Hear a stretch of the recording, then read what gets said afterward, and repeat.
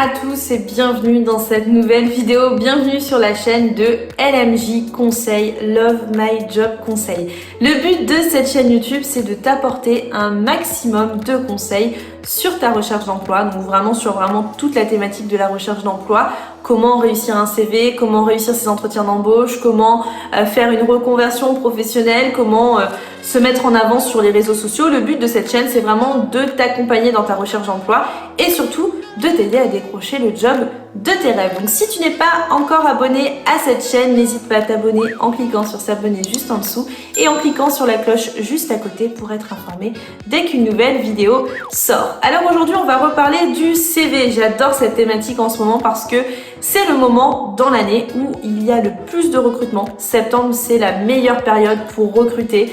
De septembre à novembre, en général, c'est des forts moments en recrutement. Et du coup, je reçois énormément de candidatures, énormément de CV. Et je voulais vous parler d'un thème bien particulier qui est: doit-on aujourd'hui mettre des informations personnelles sur son CV? Alors moi, c'est une thématique que j'aborde énormément avec les candidats que je coach au quotidien, que j'aborde énormément avec les candidats aussi pour lesquels je reçois leur CV. Alors qu'est-ce que j'entends par infos personnelles?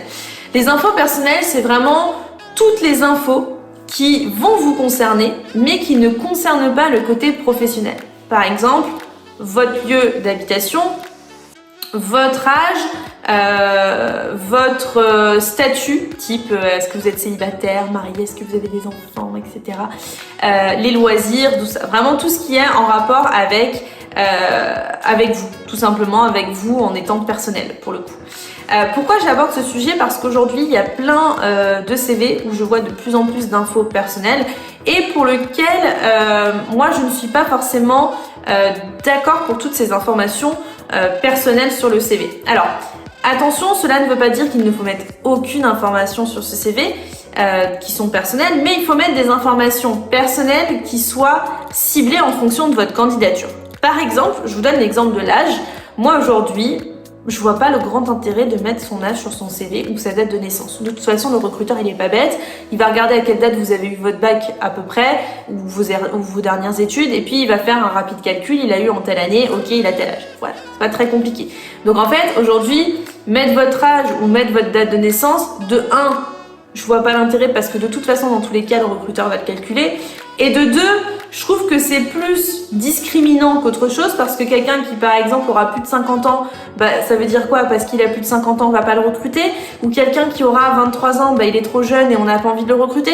Donc pour moi, aujourd'hui, je préfère 10 000 fois avoir un CV où je vais avoir beaucoup plus d'informations sur la partie professionnelle que cette information de la date de naissance. Donc la date de naissance, je n'y vois aucune utilité dans un CV. Vraiment. Et puis voilà, de toute façon, dans tous les cas, à un moment ou à un autre, la date de naissance, il va l'avoir. C'est-à-dire que quand il va vouloir vous établir un contrat de travail, il va vous demander votre carte d'identité, votre carte vitale, etc. Donc il aura les informations. Mais sinon, elle n'a aucune utilité pour un recrutement. Clairement, aujourd'hui, mettre son âge sur son CV, ça n'a aucune utilité. Deuxièmement, le statut. Si vous êtes célibataire, marié, en concubinage, avec des enfants, sans enfants.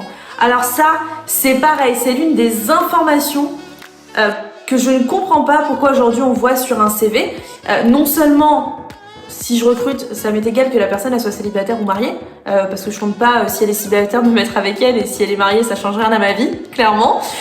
Et deuxièmement, si elle a des enfants ou pas, je trouve ça aussi hyper discriminant pour le coup parce que une femme qui par exemple aurait des enfants aurait peut-être moins de temps de s'occuper de son travail.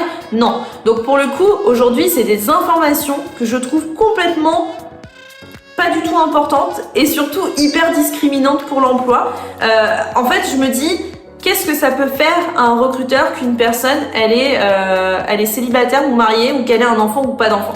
Donc pour le coup, déjà ces deux infos personnelles, je ne vois aucune utilité de la mettre sur le CV.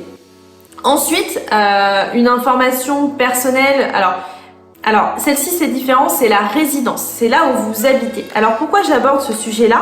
Parce que ce point-là, il peut être hyper important quand vous postulez. Si par exemple aujourd'hui vous habitez, je sais pas moi, à 1 heure de Paris, mais que vous êtes prêt à faire aujourd'hui 1 heure de trajet pour aller à Paris, bah le recruteur, quand il va voir que vous habitez à 1 heure de Paris, va peut-être se dire « Ouh, ça fait un peu loin 1 heure, donc du coup je vais pas l'appeler ». Si vous aviez mis par exemple une ville plus proche de Paris, et ben dans ce cas-là, le recruteur il vous aurait peut-être appelé. Donc le lieu de résidence, pour le coup, c'est quelque chose qui... alors, vous pouvez le laisser quand vous postulez dans des endroits proches, etc. Enfin, moi, je trouve pas ça gênant aujourd'hui de mettre son adresse, au contraire. Par contre, si vous voulez postuler à un poste qui est un peu plus loin, ou à un poste dans une toute autre ville, par exemple, vous êtes à Paris, vous postulez à Marseille, évitez de mettre que vous habitez à Paris. Pourquoi? Parce que tout simplement, qu'est-ce que va faire la personne? Elle va voir que vous habitez à Paris, elle cherche quelqu'un sur Marseille, elle va se dire pourquoi il postule? Ou tout simplement, elle va se dire ça va nécessiter un déménagement, ça veut dire un temps de préavis plus long, ça veut dire un temps d'embauche dans le poste, etc. plus long. Tandis que si vous aviez mis Marseille ou si vous n'aviez rien mis, automatiquement, dans tous les cas, peut-être que le recruteur vous aurait contacté. Donc attention, cette information personnelle, votre lieu de résidence aujourd'hui, il peut être discriminant dans votre embauche si jamais vous habitez trop loin du poste.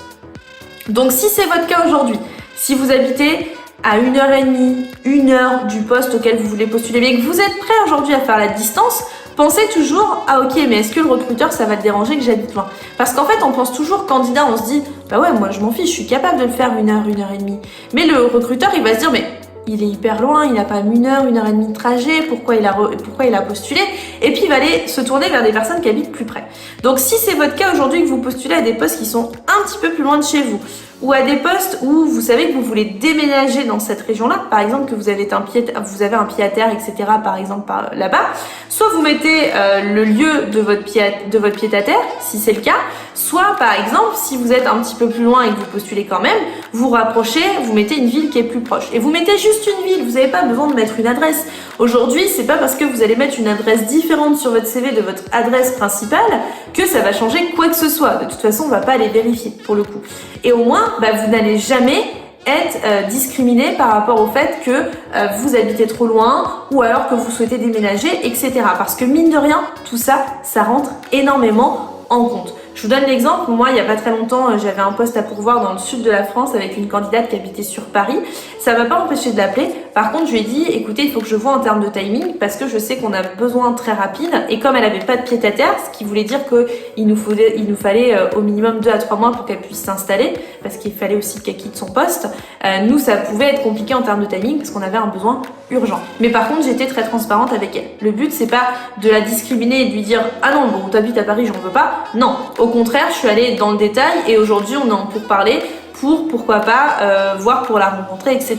Donc, comme quoi, aujourd'hui, c'est pas parce que j'ai vu effectivement que c'était Paris sur son CV que je l'ai pas appelé. Mais par contre, il y a beaucoup de recruteurs qui font ça. S'ils ont un poste, par exemple, sur Nantes et que vous habitez à Lille, ils vont voir que vous habitez à Lille et ils vont se dire, mais pourquoi elle postule à Nantes? Moi, j'ai besoin de quelqu'un qui habite sur Nantes. Voilà.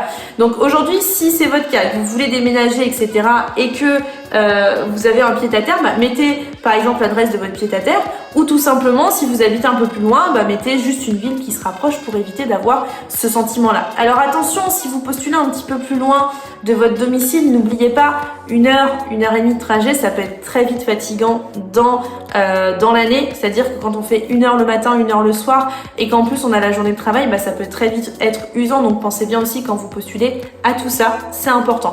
Mais pour le coup, il faut absolument éviter les informations personnelles comme ça, l'âge, voilà, la date de naissance, tout ce qui va être lieu de naissance, on fout, tout ce qui va être le statut, si vous avez des enfants mariés, célibataires, etc. Les choses qui strictement ne servent à rien dans un CV à part me dire c'est plutôt discriminant plus qu'autre chose pour le coup, et puis le lieu qui pourrait peut-être par moment être discriminant. Pareil, quelque chose sur lequel il faut que vous fassiez attention, c'est la catégorie centre d'intérêt, parce qu'il y a beaucoup de candidats qui la remplissent comme étant un fourre-tout. J'avais déjà fait une vidéo par rapport à ça, et certaines fois il y a des choses qu'on voit dans des CV qui sont un petit peu trop personnelles. N'oubliez pas, le but des centres d'intérêt, c'est de mettre des choses qui puissent en fait coïncider avec le poste auquel vous allez postuler. Par exemple, je sais pas moi, demain vous postulez dans une salle de sport et vous aimez le sport, ou dans un magasin de sport et l'un de vos loisirs c'est le sport, bah, ça peut être intéressant. Vous allez par exemple travailler dans quelque chose où on va avoir beaucoup d'esprit d'équipe qui va être nécessaire et vous faites un sport collectif, bah, ça peut être hyper intéressant de mettre tout ça en avant. Par contre, moi je me souviens avoir vu par exemple dans des centres d'intérêt, j'aime bien me balader le dimanche avec ma famille, voilà, il y a des choses que on n'a pas besoin de savoir sur un CV, et puis surtout, qu'est-ce que ça va changer à notre vie de recruteur et qu'est-ce que ça va changer quand on va y recruter, quoi, pour le coup. C'est pareil, cette catégorie, elle doit être là pour vous aider à obtenir le poste et pas juste dire ce que vous aimez.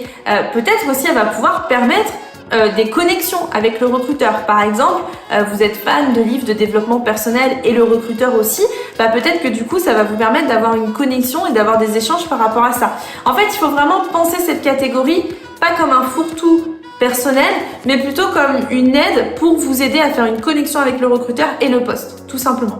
Donc voilà pour cette vidéo où on parle d'informations personnelles sur le CV et des informations qu'il faut absolument bannir et comment on adapte un petit peu tout ça à son CV. C'est important aujourd'hui parce que moi je vois beaucoup de CV passer, il y a des fois je me dis mais c'est dommage parce que moi ça me dérange pas, mais peut-être qu'un autre recruteur ça va le déranger, et je le sais, j'ai travaillé en cabinet de recrutement pendant des années, je sais comment fonctionne le monde du recrutement aujourd'hui, et il y a parfois par exemple quand on va mettre son âge ou quand on va mettre le lieu où on habite, ou si on a des enfants, ou si on est célibataire, marié, etc.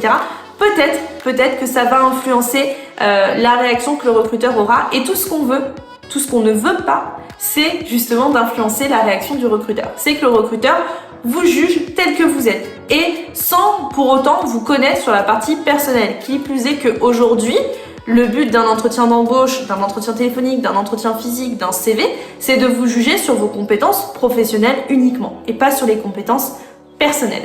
Voilà pour le petit tuto aujourd'hui CV. J'espère que ça vous sera utile. N'hésitez pas à me mettre en commentaire si ça vous est déjà arrivé d'être discriminé sur un CV par rapport à justement ce type d'informations personnelles. J'aimerais beaucoup avoir votre ressenti et je vous aiderai sur comment également changer un petit peu tout ça de votre côté. Et on se retrouve très rapidement pour une nouvelle vidéo sur cette chaîne.